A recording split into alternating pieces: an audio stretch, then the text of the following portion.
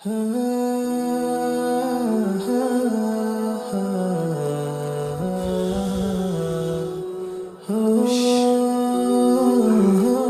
Semester fee বাড়িয়ে দিয়েছে, বুঝলি আদনান?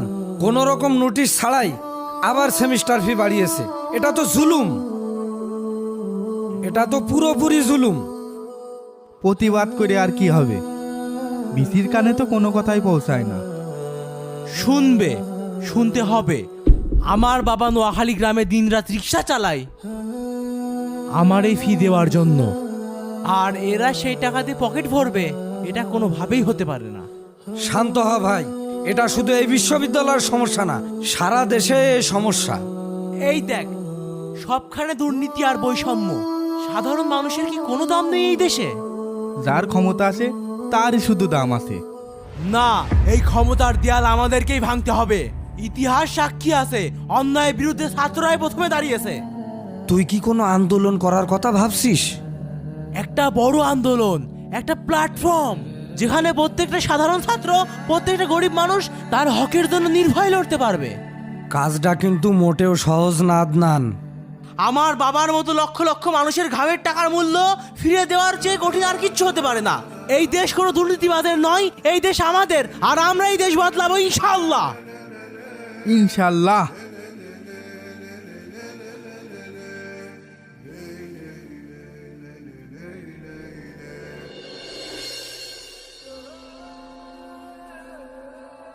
ভাই, আদনানকে নিয়ে এসেছি। আয় ভিতরে আয়। এই আসো তোমরা। আসসালামু আলাইকুম। আসসালামু আলাইকুম ভাই। আসসালামু আলাইকুম।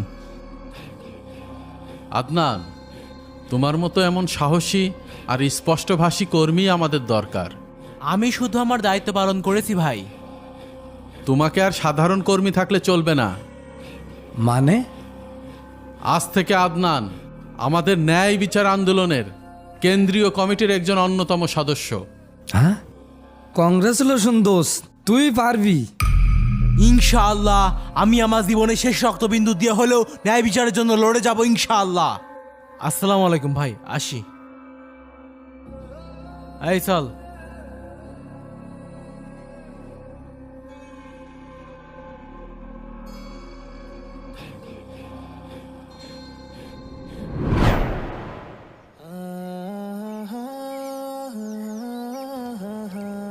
ঘরের ছাদ দিয়া তো হয়ে গেল, একটু ফোন করে ছেলের একটু জানাই দি। এই, কালকে প্রোগ্রাম আছে, মেসেজ সব ছেলেপেলে বলে দিছিস তো? দিয়েছি দোস্ত। এই তার আব্বা কল দিছে। আসসালামু আলাইকুম আব্বা, ভালো আছেন? ওয়ালাইকুম আসসালাম। হ্যাঁ ভালো আছি, তুই কেমন আছিস? আব্বা, বাড়ির কাজ কতদূর আগাইছে? আলহামদুলিল্লাহ বাবা, এই ছাদ ঢালাই সেরে মিস্ত্রিদের বিদায় দিলাম কেবল। আমরা কোনোদিন পাকা ঘরে থাকবো ভাবতেই পারিনি। সবে তো শুরু আব্বা, এখন অনেক কিছু দেখবেন। তোর মায়ের খুব চিন্তা হয়। এত টাকা তুই কই পাস? বাবা, তুই সৎপথে আছিস তো? আব্বা, এইগুলা সব সংগঠনের বড় ভাইদের দেওয়া অনুদান, আমাদের কর্মীদের জন্যই তো এসব, কোনো চিন্তা করবেন না। রাজনীতি বড় পিচ্ছিল পথ বাবা, সাবধানে থাকিস। আপনারা শুধু আমার জন্য দোয়া করেন, তাইলেই হবে। দোয়া তো সারাক্ষণই করি। তুই আগের মতো সাধারণ আছিস তো বাবা? আব্বা, আমি একটা জরুরি মিটিংয়ে আছি, আপনাকে পরে ফোন দেই। আচ্ছা ঠিক আছে, নিজের শরীরের যত্ন নিস। আর কোনো চিন্তা করবেন না, দেখবেন আমি আপনাদের সব অভাব দূর করে দেব। ভাবছি সামনের মাসে তোমার আর আমাকে হজে পাঠাবো। আল্লাহ হাফেজ আব্বা। আল্লাহ হাফেজ।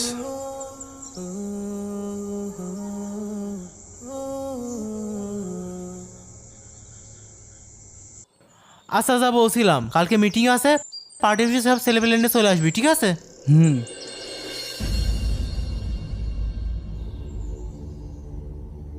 হ্যালো, আদনান বলছিলাম, ন্যায় বিচার আন্দোলন কমিটির কেন্দ্রীয় সদস্য। কি চিনতে পেরেছেন? কাজটা যেন কালকের মধ্যে হয়ে যায়, না হলে ছাত্র সমাজকে নিয়ে আপনার অফিসের সামনে বসতে আমার বেশি সময় লাগবে না, ঠিক আছে? বাহ আদনান, তোর যে এক ফোনে কাজ হয়ে যায়। ক্ষমতার ভাষাটাই আজকাল বোঝে।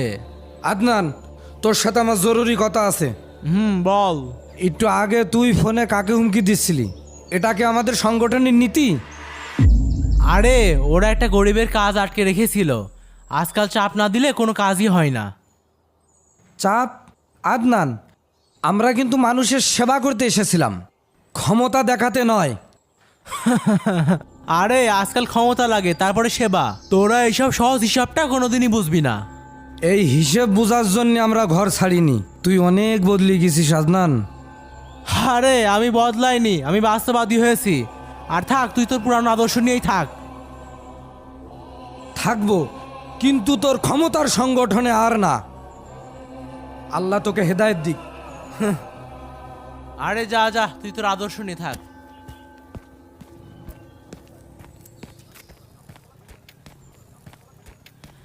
এই, ওর চোখে চোখে রাখিস। আদনান, তুমি অনেক ভালো কাজ করছো। তোমার মতো ছেলেই আমাদের সংগঠনে দরকার। সব আপনার দোয়া ভাই। কিন্তু শুধু দোয়া দিয়ে তো আর সংগঠন চলে না, খরচ আছে না। জি ভাই, খরচের তো একটা চাপ আছেই। শহরে একজন বড় ব্যবসায়ী আছে, আব্দুর রহমান সাহেব। তিনি আমাদের সংগঠনে কিছু টাকা অনুদান দিতে চাই। উনি নিজে থেকেই দিতে চান ভাই? আরে আমরা চাইলে কি কেউ আর না করতে পারে? তোমার কিছু পোলাপান নিয়ে ওনার বাসায় যাও। আমি গিয়ে কি বলবো ভাই? কিছু বলতে হবে না, তোমার পরিচয়ই যথেষ্ট। তুমি শুধু গিয়ে বলবে আমাদের সংগঠনের জন্য কিছু সাহায্য লাগবে। কাজটা কি ঠিক হবে ভাই? এটা তো একরকম। সংগঠন চালাইতে গেলে মাঝে মাঝে শক্ত হতে হয়, কাটা দিয়ে কাটা তুলতে হয়। যাও, কাজটা করে আসো। ঠিক আছে ভাই, বিষয়টা আমি দেখছি। আসসালামু আলাইকুম। ওয়ালাইকুম সালাম। এই চল।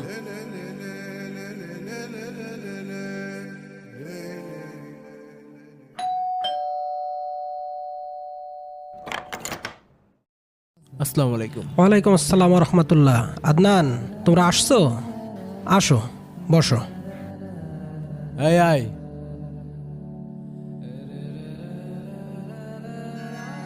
বসো।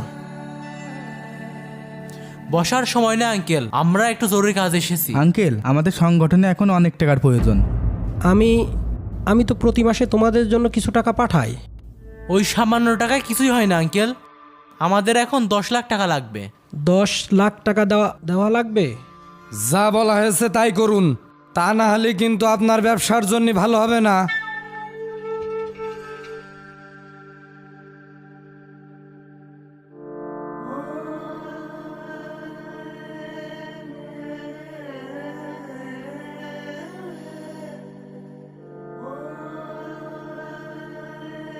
এখানে 4 লক্ষ টাকা নগদ আছে, 6 লক্ষ টাকার চেক আছে, ব্যাংক থেকে তুলে নিলেই হয়। আচ্ছা ঠিক আছে, এই চল। আগে চাঁদা নিত একজন, এখন নিচ্ছে আর একজন, এভাবেই শেষ হয়ে যাব।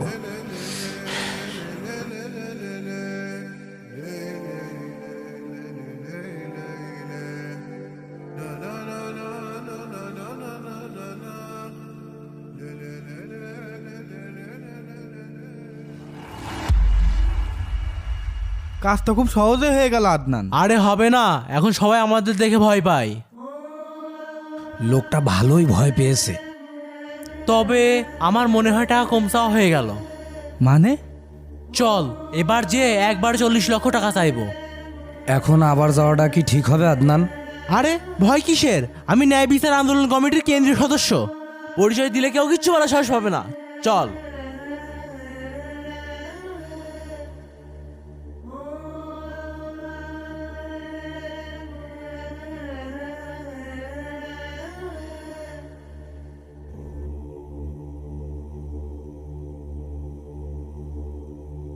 আঙ্কেল, আমরা আবার এসেছি। কেন বাবা, আবার কি দরকার? 10 লক্ষ টাকাতে আঙ্কেল সংগঠনের কিচ্ছু হবে না, আরো 40 লক্ষ টাকা লাগবে। এক্ষুনি ব্যবস্থা করুন। বলো কি বাবা, এত টাকা আমি কোথায় পাবো? সেটা আপনি বুঝবেন। টাকা দেবেন নাকি আপনার ব্যবসা বন্ধ করে দেব? আচ্ছা ঠিক আছে, তোমরা বসো, চা খাও, আমি ব্যবস্থা করছি।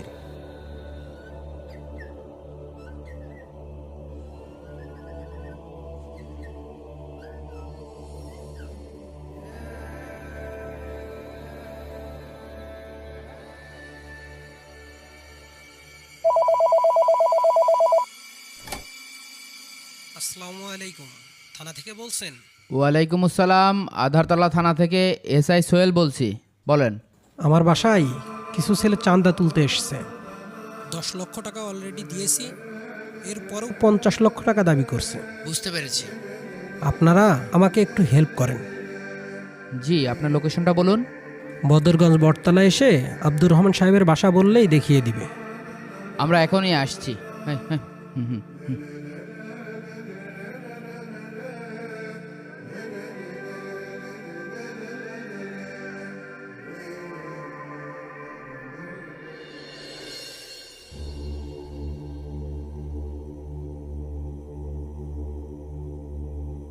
Don't move. আদনান, পুলিশ। এই তিনজনই আপনার কাছে চাঁদা চেয়েছে না? জি, এই যে এই তিনজন। অফিসার, আপনারা আমাকে চিনেন নাই? আপনি কে যে আপনাকে চিনতে হবে? আপনি একজন অপরাধী। চাঁদাবাজি করার অভিযোগে আপনাদের তিনজনকে গ্রেফতার করা হলো। এই বান্ধব সবাইকে। অফিসার, আমি ন্যায় বিচার আন্দোলন কমিটির কেন্দ্রীয় সদস্য। আপনার সাহস কিভাবে হয় আমার গায়ে হাত দেওয়ার? আপনি যেই হন না কেন, আপনার সাথে কথা হবে থানায় গিয়ে। এই তিনটেরই বান্ধব। অফিসার, আপনি কাজটা ঠিক করলেন না। আচ্ছা, হাট হাট। চল। চাঁদাবাজি চাঁদাবাজি চাঁদাবাজি মারা না। এবার বুঝবা তোমরা। ভাই, আপনি একদম টেনশন করবেন না, আমরা আসি।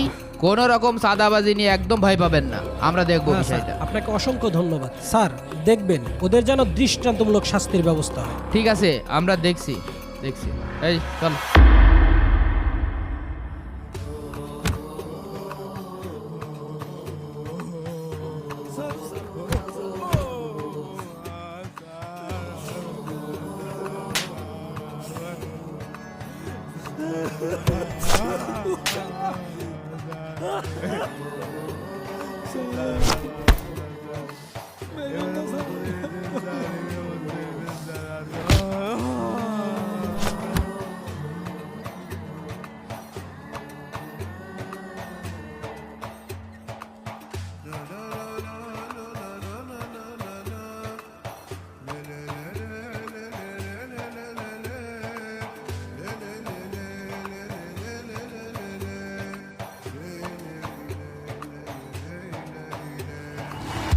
ব্রেকিং নিউজ, চাঁদাবাজি করতে যে ধরা পড়লো আদনান।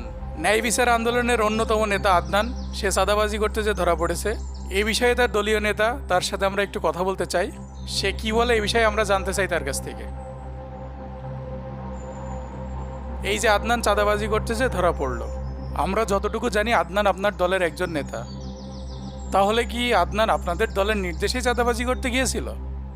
দেখুন, আদনান যা করেছে সেটা তার ব্যক্তিগত অপরাধ, আর ব্যক্তির অপকর্মের দায়ভার সংগঠন কখনোই নেবে না। তাই আমরা আজ থেকে স্থায়ীভাবে এই সংগঠন থেকে ওকে বহিষ্কার ঘোষণা করলাম। স্যার, আদনানের কি হবে তাহলে? প্রিয় দর্শক, আপনারা দেখলেন আদনানের দলীয় চেয়ারম্যান কি বলল। আদনানের কি হবে এ বিষয়ে কেউ কিছুই জানে না। বিস্তারিত জানতে সাথেই থাকুন। কি গো চাচা, ওই দেখো তোমার ছেলের অবস্থা কি, ধরা পড়ে গিয়েছে। চাঁদাবাজি করতে যে ধরা পড়েছে, দেখো অবস্থা দেখো। এবার বুঝতে পারিছি তোমরা চাঁদাবাজি করে এই তোমাকে বিল্ডিং সাদমাত দেখছো। হ্যাঁ, মান ইজ্জত আছে তোমাকে রে? মান ইজ্জত সব মাঠে মাঠে করে ফেল দিলে। আমাদের গ্রামের অবস্থাটা কি করলে? মানুষজন দেখে কবে এই গ্রামের লোকজন চাঁদাবাজি করে খায়। হ্যাঁ, যাও যাও, বিল্ডিং এবার আরো দুটো তোলো গা। আল্লাহ, এ কি বিপদ ঘটালো? আমারে কি হলো? আল্লাহ, কি সর্বনাশী কথা। মান ইজ্জত আছে তোমাকে রে? মান ইজ্জত সব মাঠে মাঠে করে ফেল দিলে। মানুষজন দেখে কবে এই গ্রামের লোকজন চাঁদাবাজি করে খায়। হ্যাঁ, যাও যাও, বিল্ডিং এবার আরো দুটো তোলো গা।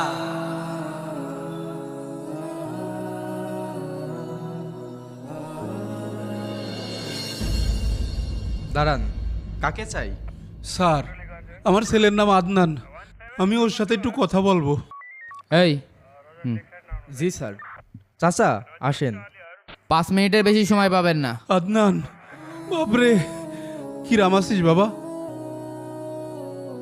এই তো আসি বাবা। একদম শুকিয়ে গেছিস, ঠিক মতো খাস না তো।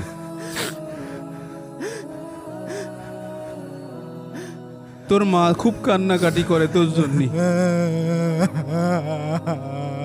আব্বা আমার মাফ করে দেন, আমি সব শেষ করে বেলাইছি। তোর জন্য মাপ চাবো কি বাবা? আমি তো আল্লাহর কাছে আমার সে আগের আদনান ফিরে পেতে চাই, যে আদনান মানুষের সেবা করতে চেয়েছিল, নেতা হতে না। আমি বুঝতে পারিনি আব্বা।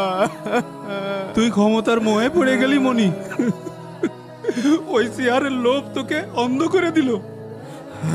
আমি শুধু আপনাদেরকে সুখী করতে চেয়েছিলাম আব্বা।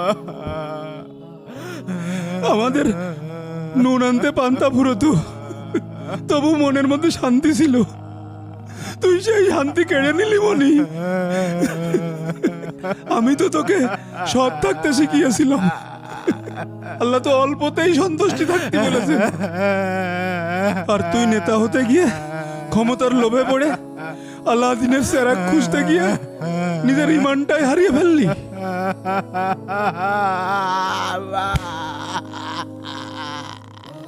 ক্ষমতার এত লোভ মনি যে নিজের আদর্শটাকেই পায়ে পিষে দিলি। আব্বা আমার ভুল হয়ে গেছে, ক্ষমতার নেশায় দুনিয়ার মোহ মায়ায় আমি অন্ধ হয়ে গেছি আব্বা। ভেবেছিলাম ক্ষমতা দিয়ে আমি সব পাল্টাই ফেলবো, কিন্তু তা পারিনি আব্বা। আদর্শের ডানা দিয়ে যে উড়াল দিয়েছিলাম, ক্ষমতার আগুনে পুড়ে আমার সেই ডানা ধ্বংস হয়ে গেছে আব্বা।